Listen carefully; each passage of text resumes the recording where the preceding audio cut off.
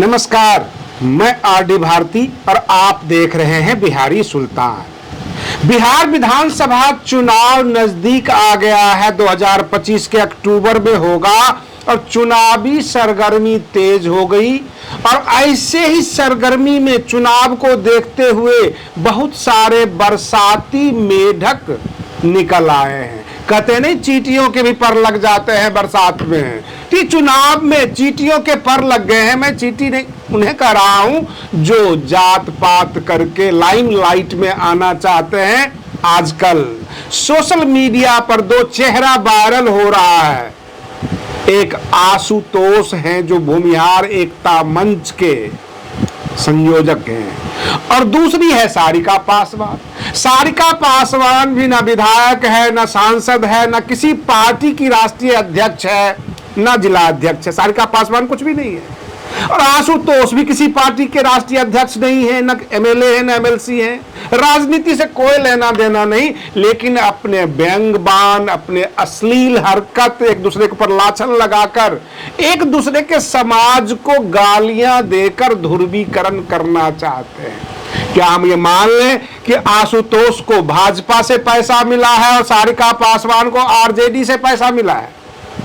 और रही बात ये, कुछ भाई अगर ये सोचते होंगे कि सारिका पासवान को आशुतोष ने बहुत भद्दी भद्दी बातें किया, अश्लील बातें किया, धमकाया, तो उनके ऊपर SC/ST एक्ट लगेगा।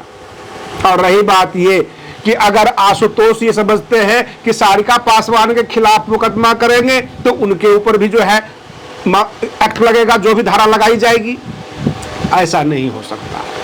अगर एक एडवोकेट अगर ये चाह ले और ढंग से इस व्यवस्था को देख ले, इस कहानी को देख ले, इन दोनों के ऊपर बिहार क्राइम कंट्रोल एक्ट लगता है। बिहार क्राइम कंट्रोल एक्ट है, यहां पर न SC/ST एक्ट लागू होता है, न धमकाने का एक्ट लागू होता है। यहां पे बिहार क्राइम कंट्रोल एक्ट लागू होता है कि दो समाज को आपस में आप भिड़वा रहे हो। आपकी व्यक्तिगत दुश्मनी हो सकती है, एक दूसरे का नाम लेकर एक दूसरे के परिवार के लोगों को गालियां दीजिए। एक दूसरे का समाज से, जो जिस समाज से संबंधित है उस समाज को आप गालियां नहीं दे सकते। अगर ऐसा करते हैं तो आप दोनों दंगा करवाने के दोषी हैं। रही बात ये, अगर आप ऐसा करते हैं, एक दूसरे को भिड़वाते हैं, समाज में वैमनस्यता फैलाते हैं, तो जो पार्टियां, जो राजनीतिक दल सभी समाज को लेकर चलती है, सर्व समाज की बातें करती है, विकास की बातें करती है, बिहार की जनता के लिए जो मुख्य मुद्दे हैं, रोटी कपड़ा मकान बेरोजगारी, वो तमाम मुद्दे गौन हो जाते हैं। और यही तो चाहते हैं भाजपा के नेता, यही चाहते हैं आरजेडी के नेता कि जातीय ध्रुवीकरण हो, जात पात पे मामला आ जाए। पिछले 20 सालों से नीतीश कुमार ने क्या किया है ये कोई ना पूछे। मैं आपको बता दूं कि अभी अभी कुछ दिन पहले आरजेडी के ऊपर एक आरोप लगा। पासवान परिवार में शादी हो रही थी, वहां पे गाना चल रहा था चिराग पासवान के नाम का भोजपुरी गाना, और आरजेडी वालों ने धमका के मारपीट करके कहा कि ने आरजेडी के ऊपर जो गाना है, यादवों के ऊपर, वो गाना चलवाइए। ये एक तरह का दाग लगा था। उस दाग को धोने के लिए जो आरजेडी के अंदर पासवान समाज के नेता हैं, जो आरजेडी के सदस्य हैं, वो इस तरह का माहौल पैदा कर रहे हैं। आशुतोष को भी कोई मंच नहीं मिल रहा है, कोई पार्टी स्वीकार नहीं कर रही है। मुट्ठी भर भूमिहार की बात करने वाले इस देश का नेता नहीं हो सकते। अगर इस देश का नेता बनना है तो सबकी बात करना होगा, सबको लेकर चलना होगा, शिक्षा, स्वास्थ्य, रोजगार की बातें करनी होगी। बिहार की जनता के लिए ये सारे मुद्दे हैं।